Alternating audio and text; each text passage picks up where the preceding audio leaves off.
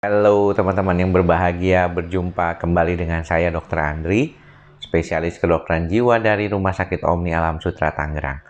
Di kesempatan ini kebetulan ada waktu yang cukup efektif saat ini dan saya ingin membagikan sedikit apa yang telah saya baca di dalam buku yang menurut saya ini sangat baik ya. Ini bukunya, judulnya adalah Declutter Your Mind. Ya, jadi bukunya tuh tidak terlalu tebal, ada 135 halaman. Dan ini saya sudah beli sekitaran 2 bulan yang lalu. Ya, di salah satu toko buku di internet ya. Dia baru datang setelah 1 bulan. Ya, jadi cukup lama juga ya. Karena apa? Karena di Google Book ataupun di Kindle itu tidak ada. Jadi harus beli bukunya langsung. Dan kalau kita lihat di sini, salah satu tujuan dari buku ini adalah How to Stop Worrying, Relieve Anxiety, and Eliminate Negative Thinking. Wah, ini bagus banget nih. Bagaimana menghentikan kekhawatiran, melepaskan kecemasan, dan juga menghancurkan negative thinking ataupun pikiran-pikiran negatif. Luar biasa ya, buku ini salah satunya memang yang saya beli karena saya tertarik dalam review yang berkaitan dengan bagaimana ternyata di dalam pikiran kita itu seringkali kita tidak menyadari ya. Maka daripada itu kita perlu suatu proses namanya declutter atau merapikan lah seolah-olah ya. Saya pernah singgung ya di dalam salah satu video saya waktu itu yang berkaitan dengan bagaimana kita mengumpamakan kalau kita punya pikiran itu tersimpan di dalam lemari. Ada pikiran yang berkaitan dengan masa lalu, artinya baju-baju bekas. Ada yang berkaitan dengan masa yang sudah berjalan, artinya baju-baju yang sehari-hari dipakai. Dan juga ada masa depan yang mungkin dikategorikan sebagai pikiran-pikiran ke depan yang dikategorikan sebagai baju yang baru yang belum terpakai. Nah, seringkali karena terlalu banyaknya baju, kita sering mencoba merapikan tapi akhirnya suka acak-acakan lagi. Atau bahkan kita seringkali lupa gitu bahwa ada beberapa baju yang belum saya gunakan ternyata kecampur sama baju yang lama gitu. Begitu juga sebenarnya pikiran kita ya. Seringkali pikiran kita itu saling nyampur. Memikirkan masa lalu saat kondisi saat ini. Memikirkan masa depan saat kondisi saat ini. Jadi kayaknya nggak pernah berada benar-benar ada di posisi sekarang atau masa kini.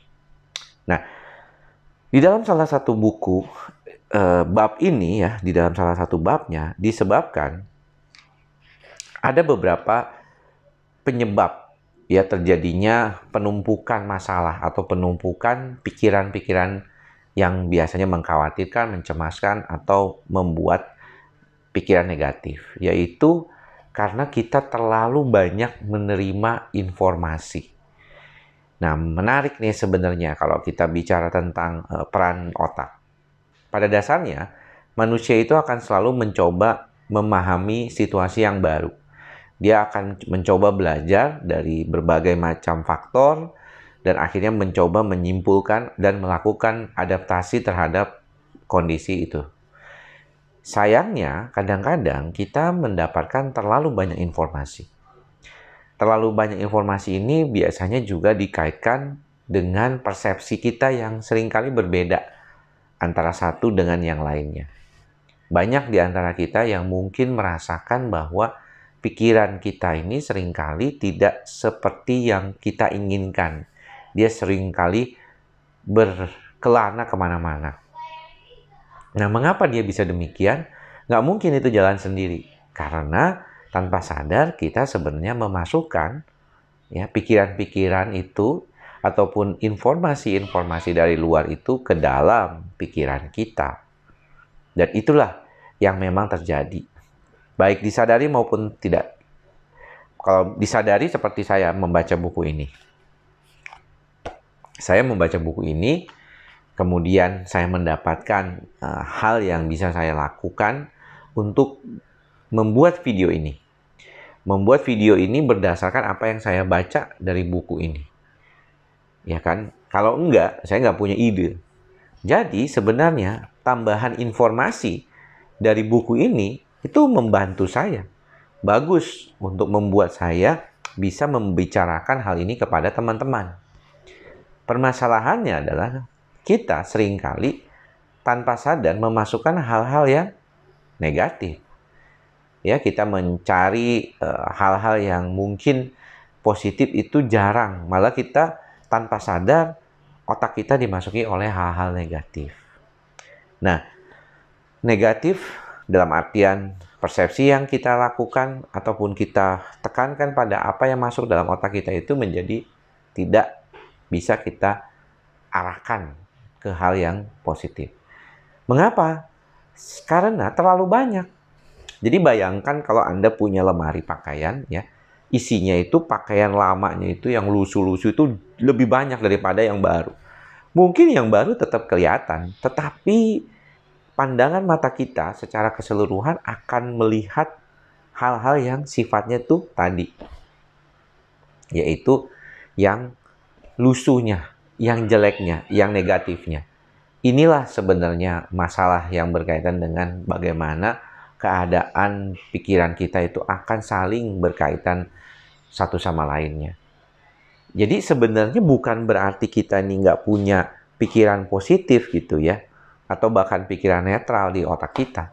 Tapi kurang banyak aja gitu istilahnya. Nah, bagaimana caranya supaya banyak? Nah, ini caranya. Caranya adalah memilah-milah informasi yang masuk ke dalam otak kita. Saya berupaya membaca buku, ya, dan saya berupaya sekali mencoba sekuat tenaga untuk lebih banyak membaca buku daripada membaca media sosial. Walaupun saya juga membuat suatu konten-konten yang mungkin saya tujukan untuk membantu teman-teman. Dan seringkali mendapatkan ide dari postingan teman-teman yang lain gitu ya.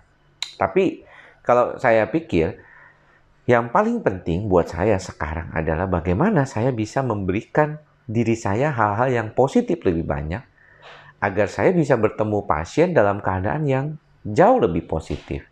Bertemu teman-teman di YouTube channel saya jauh lebih positif. Memposting konten di Instagram saya jauh lebih positif. Caranya bagaimana? Caranya memasukkan positif yang lebih banyak daripada yang negatifnya.